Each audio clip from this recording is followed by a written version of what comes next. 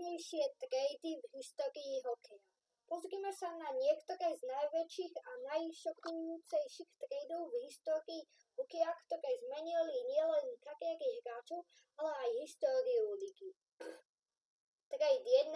Wayne Gretzky z Edmonton Oilers do Los Angeles Kings 1988. Tento trade mal obrovský dopad NHL.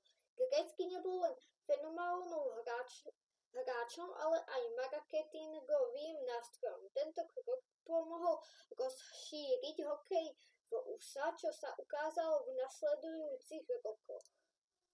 Trade 2. Eric Lindros z Quebec Nordiques do Philadelphia Flyers 1992.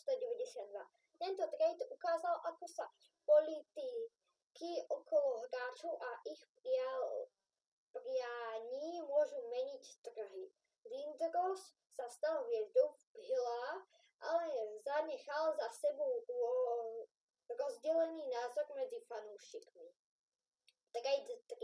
Mario Lemieux návrat po operácii a jeho výmena 2000.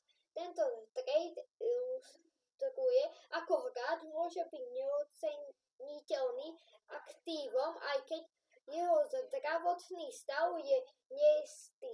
Lemieux bol kľúčovým faktorom v oživovaní Penguins a pomohol im získať Stanley Cup v roku 2009. Trade 4. Alex Yashin z Ottawa Senators do New York Islanders 2001. Tento trade ukázal, ako týmy môžu riskovať veľké sumy na jedného hráča, ktorý môže buď získať alebo stratiť veľkú hodnotu. Yashin nikdy nebol schopný naplniť očakávania, čo sa ukázalo ako neúspešné investícia. Záver.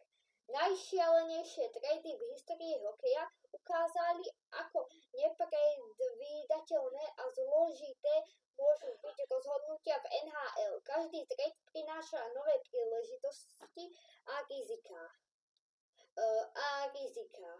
ktoré môžu zmeniť celý kurz kariéry hráčov a histórii hokeja.